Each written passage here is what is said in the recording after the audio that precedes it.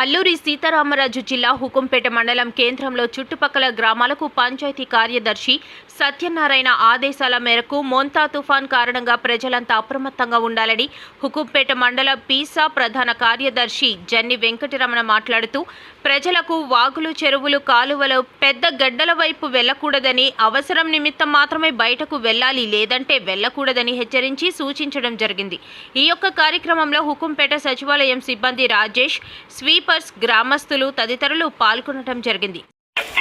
మోంతా తుఫాను ప్రభావం ఈ నెల 26, 27, 28, 29 తేదీలలో తీవ్రముగా కలదు.